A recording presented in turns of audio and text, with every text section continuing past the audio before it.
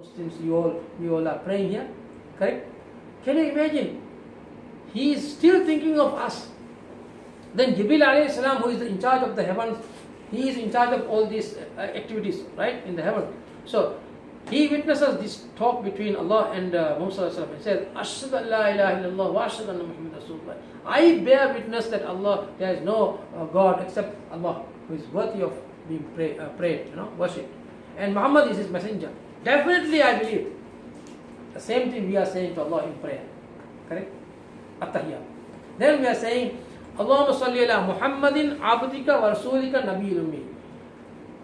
Allah, my creator and my sustainer and the one who is looking after me, please, I want to send salutations to Muhammad sallallahu alaihi wasallam.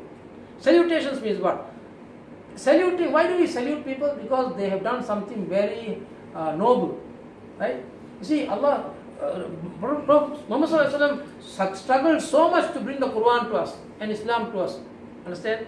If you know his life history, you will know that. So what you are saying, Allah is, look, we want to express our gratitude and our love and affection, and we want to reward him maximum we can.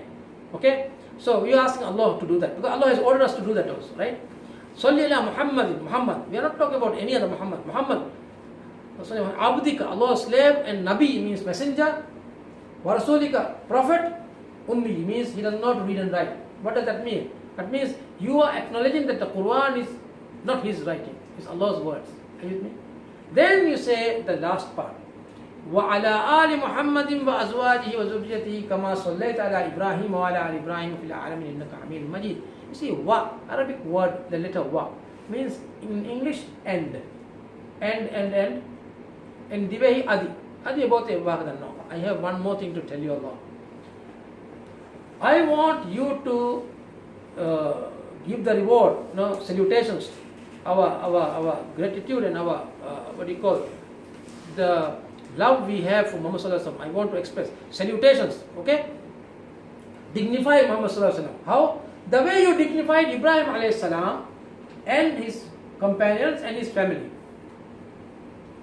That is salawat. Again, you say, I want you to give barakat also, the ni'mah, the blessings. Just like you gave to Ibrahim and his family and his companions, we want you to give to Muhammad also. My question to all of us is, why do we talk about Muhammad and Ibrahim, Muhammad sallallahu alaihi wasallam and Ibrahim alayhi salam every day in our daily 5 prayer? There must be a reason, no? You go to a house and you tell Allah subhanahu wa ta'ala, look, I want you to give to Muhammad sallallahu alaihi wasallam the same thing you gave to Ibrahim.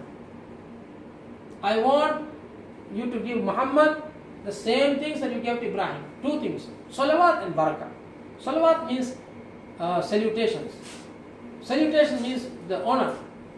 Okay? Why? Because he has done so much to us. And then blessings, barakah. What is barakah? Barakah means the niyama. Can you imagine Ibrahim alayhi salam? From his descendants came all the prophets and messengers. Yaqub, Ishaq, Sulaiman, Dawood, everybody, right? So Muhammad was the last, but we don't have distinctions between them. Actually, the real reason is this. Ibrahim alayhi salam is Khalilullah, Allah's friend, and Habibullah, Allah's love. Similarly, Muhammad sallallahu alaihi wasallam is also Khalilullah and Habibullah. Both of them are Allah's friends. Can you imagine, we even on this earth, when we are friend of some minister or a president or a king or a queen, my goodness, you are so happy or proud. This is Allah's friend. How did Ibrahim alayhi salam achieve that friendship with Allah?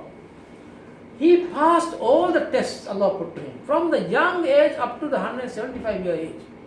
Throughout, every test he passed. With the young age, the father was making idols, so he had problem with the father, correct? He said, I will not pray. Okay? Useless. So he destroyed them. He was put into fire by the king. Allah said to the fire, Ya nar kuni bardan wa salamun ala Ibrahim. Yo, fire, be a cool thing for Ibrahim. So he didn't burn.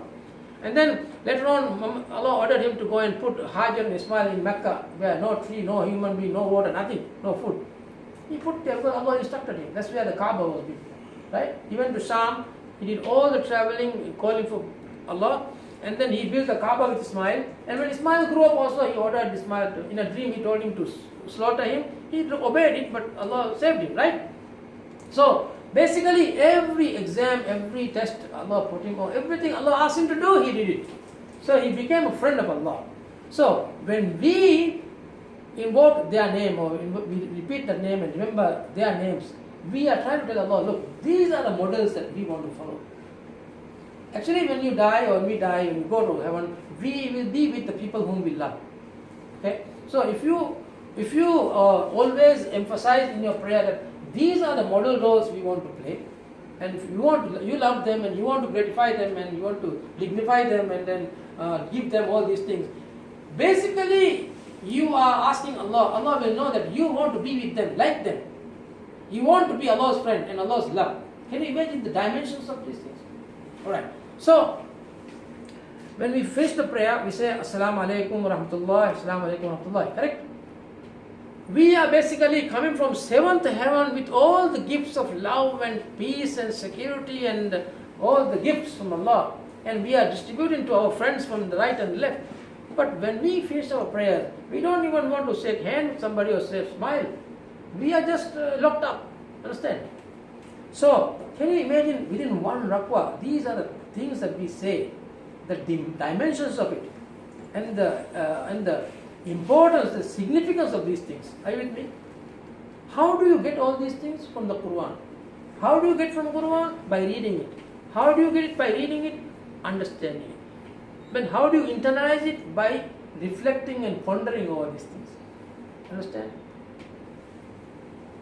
So my request and my dua is that, that Barakallahu li wa lakum fil Quran al-Azim, that Allah gives us the barakah, blessings from this book Quran, wa nafani wa iyyakum bima fihi min ayat wa zikr al-hakim, to benefit us by the verses of this Quran and the wisdom behind it. That is the success of, that is why Quran is so important, and that is why Ramadan is so important. And Ramadan is for us to feel Allah and love Allah and to read Allah's letter. Are you with me? And then go and do the prayer 5 times, and then only you can really achieve the success. Otherwise, it's becoming a useless thing. Understand? Okay, thank you very much for listening. Assalamu alaikum wa rahmatullahi wa barakatuh. If you have any question, you can ask me anytime. You have any question, please? I think you understood all what I said in simple, clear terms. Correct? You have any question? You must have some question. Anything I missed here in the talk about the prayer? Right. I want to add one more thing. You see, after you pray, you say astaghfirullah, astaghfirullah and all that, and zikr tasbih and all that, right? Basically, you see, astaghfirullah means forgive me. Huh? Can you imagine? The camera also will not take photos unless you clean the lens. Huh? Similarly, you have to ask Allah to forgive you first. Then only you can listen to your talk, your dua. Okay. Then in zikr tasbih also what you are saying is, you try to, just now in your prayer, maximum, the word that you said most was hamd, right? But again you are saying, look, I need to thank you or praise you to the really deserving level. Are you with me? If you have a dinner or lunch, for example, after you finish, you take some desserts, right? To back up and to make it balanced, right? So after you pray also, you need to tell, look, I'm sure in the prayer, how many of us will have 100% guarantee that all the things that we said were internalized, right? So you have to ask for forgiveness, right? Astaghfirullah and all that. And then you have to again, you say Subhanallah to the limit that you have to say. I'll tell you the point here. We just try to say a few things to Allah, right? In the prayer, correct? But we are not very sure that we did the maximum job, perfect job, right? If we are not perfect, we may not be perfect. I'm sure very, very rare people can be perfect. Okay?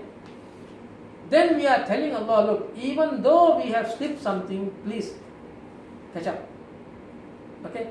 I want to, tell you that I was trying to thank you the most, the amount that you deserve to be thanked. So those are things we are saying in the prayer. So get the whole story together, put it in, together, and then you will make a sentence out of it. You make the real picture out of it. Thank you very much. Assalamu alaikum wa rahmatullahi wa barakatuh.